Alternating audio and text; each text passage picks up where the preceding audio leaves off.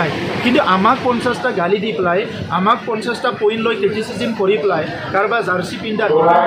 এইবিলাক কথা কংগ্ৰেছৰ ইয়াত এটাও ভোট নাপাৰে সেইকাৰণে আজি কংগ্ৰেছে যদি পলিটিক্স কৰিছে নিজকে ইন্ট্ৰস্পেকশ্যন কৰক নিজকে আকৌ বিবেচনা কৰক যে যোৱা সময়ত কি ভুল হৈ গ'ল কিয় সেই সময়ত কংগ্ৰেছ BPFৰ শাসনত 2008ত কিয় হত্যাকাণ্ড হ'ল 2012ত কিয় জ্বলাজ্বলি হ'ল এই সময়ত ইমান যে হিংসা হ'ল বড়োলেণ্ডত 140 জন মানুহ 2008-10ৰ ভিতৰত বড়োলেণ্ডত মানে হত্যা কৰা হ'ল এইখিনি সময়ত কংগ্ৰেছে ক'ত আছিল সেইবিলাক জবাব দিয়ক হাজাৰ কোটি টকা ইয়াতে কেলেংকাৰী হৈ গ'ল সেইখিনি সময়ত ক'ত চকু মুজি আছে আজি ইয়াত আহি যি টি কথা ক'লেতো নহ'ব নহয় ইতিহাসে একো মাপ নকৰে ইতিহাসৰ ভুলৰে আজি কংগ্ৰেছে এইটো ভুগি আছে BPFৰ স্থান কেনেকুৱা বুলি ভাবে আজি চাওক BPF আমাৰ আমি যি ৰাস্তাইদি খোজকাঢ়ি আছোঁ যিটো মিছন ভিজন লৈ আগবাঢ়ি আছোঁ তাত BPF ক'তো নাই BPF বুলি এটা দল আছে তেখেতসকলে 17 বছৰ বড়োলেণ্ড অঞ্চলৰ ৰাইজক যেনেকৈ মৰম কৰিব লাগিছিলে যেনেকৈ সন্মান কৰিব লাগিছিলে বিভিন্ন সমস্যাবিলাক আন্তৰিকতাৰে যেনেকৈ সমাধান কৰিব লাগিছিলে এইবিলাক নকৰাৰ কাৰণে BTR অঞ্চলৰ ৰাইজে BPFক ইতিমধ্যে ৰিজেক্ট কৰিছে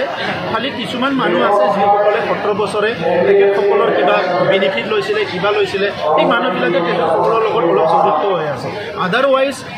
আইডিঅলজিকেলি এটা ৰাজনীতিক দল হিচাপে আইডিঅলজিকেলি তেখেতৰ মিছন ভিজন কৰ্মকাণ্ড দেখা পাই পেলাই BTR অঞ্চলৰ ৰাইজে তেখেতসকলক ৰিজেক্ট কৰিছে এতিয়া প্ৰশ্ন কৰিব আপুনি যে যোৱাবাৰ কিয় ইমান MCLA পালে BTR অঞ্চলৰ মানুহ ইমানেই ভয় সোমাই আছিলে যোৱা 17 বছৰত যিটো মানে ভয় তেখেতসকলে ভয়ভীত কৰি ৰাজনীতি কৰিছিলে টকা পইচা ৰাজনীতি কৰিছিলে ইয়াৰ পৰা ৰাইজে ওলাই আহিব পৰা নাছিল নেক্সট যিটো ইলেকশ্যন আহি চাওক আপোনালোকে এনি ইলেকশ্যন BPFে আগতকৈ বহুত কম ভোট পাব আৰু প্ৰথমৰ পৰা ক্ৰনলজিকেলি তেখেতসকলৰ MCLA প্ৰত্যেকবাৰতে 9জন 10জনকৈ কমি আহিছে আৰু নেক্সট বাৰত তেখেতসকলে 0 হ'ব এইটো আপোনালোকে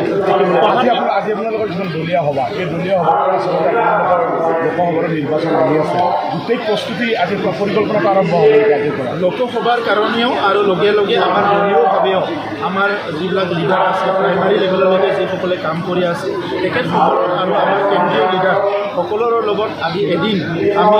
এটা ইণ্টাৰেকশ্যন কৰা প্ৰগ্ৰাম ৰাখিছোঁ গতিকে আমাৰ ৱাৰ্কাৰবিলাক ভাবিব পাৰে কেতিয়াবা যে আমাৰ লিডাৰসকলে বড়োলেণ্ড অঞ্চলত বিভিন্ন সমস্যা আছে পাহৰি গ'ল বেলেগ অপজিশ্যনে যি ক'ব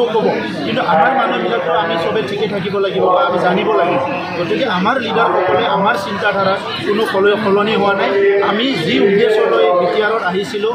পলিটিক্স কৰিছোঁ চৰকাৰ কৰিছোঁ এই উদ্দেশ্যত আমি সকলো অটল আছোঁ ইয়াত কোনো বিচলিত হোৱা নাই 1% বিচলিত হোৱা নাই এইকাৰণে আজিৰ দলীয় সভাত আমি